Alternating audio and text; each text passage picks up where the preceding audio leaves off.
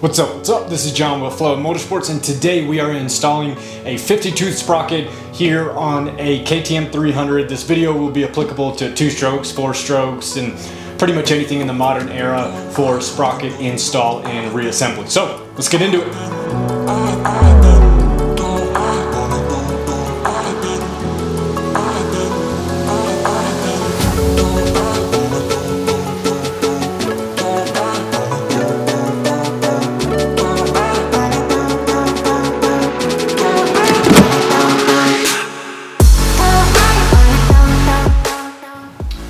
So it's a pretty basic install, just need a handful of tools that you probably already have there in the shop.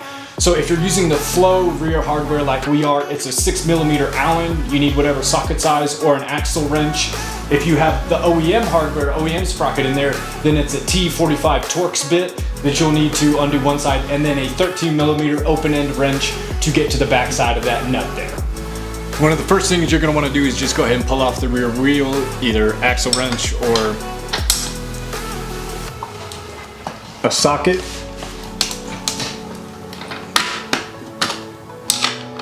With whatever size you have.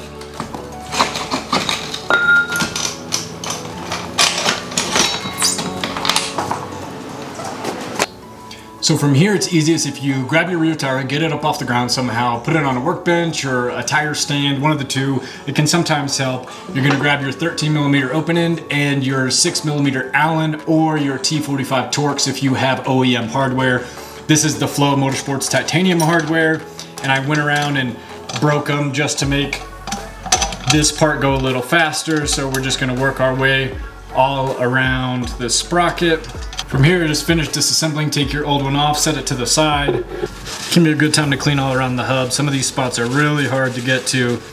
Okay, so now we are ready for our new sprocket. We're gonna grab our Flow Motorsports Jet Fuel Finish 50-tooth sprocket. Put that right on our hub just like this. And then we're just gonna grab our hardware and I just drop it, literally, all around like this. So speed it up. Okay, now that's it. Now we'll go around and we'll put the nuts on. Sometimes it's a little easier if you just push up on it a little bit. And we just want to get these started, get them finger tight. If you're using the Flow one, it's going to bottom out on the silicone lock nut part anyway. So now we're ready to tighten things down. So I'm just going to grab 13mm wrench and my Allen and get these tightened. And this is the important part when you're putting it down, just like a car tire, so it sits evenly. Go across the bolt and then tighten this one, just so it pulls the sprocket down evenly and in uniform. That way you don't have any bumps, gaps, or anything like that. And you'll especially do this when you're going to put like the final torque on there. Make sure you torque it to manual spec. Okay, it's all mostly tight. I'm gonna move it onto a stand or the ground here to give it the proper torque. So while I'm down here with the wheel off, about to give the sprocket the final torque, I'm gonna clean up these parts. So the axle blocks, the swing arm here, as you can see, some red dirt here from the last time I was in Moab. So just gonna get a non-abrasive cleaner and just tidy things up. So you don't have to, but we recommend you do the same. We're gonna put our correct torque value on here. Remember, alternating star pattern, crisscrossing across the nut. And then we'll put a torque wrench on this on the very end.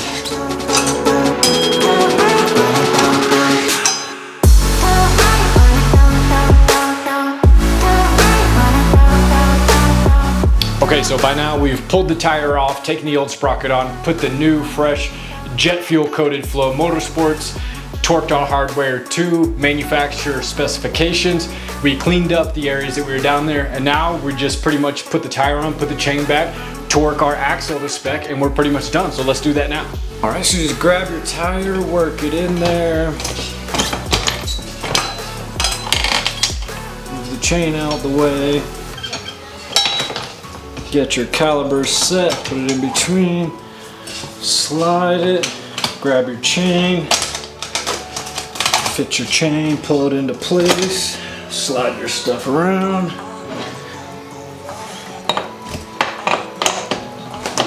Grab our axle that we slid a little bit of grease into, and boom, slide it through. To make sure you're setting the wheel far forward, you can take this, wrap a towel around the metal part, or use a rubber handle type of thing, jam it in there, roll your wheel, that pulls everything forward. Then we're gonna put our axle nut on, and we're gonna torque it.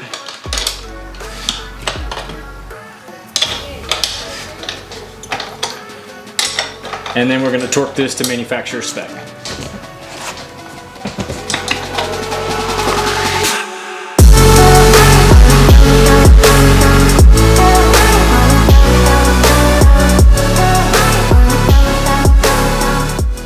Alright guys, so that's pretty much it. You should have a new sprocket installed now. Like I said, this should be applicable to any really modern era bike. The sprocket change is pretty straightforward. So just wanted to give you a little showcase of the Flow products. We took a look at the 50-tooth sprocket.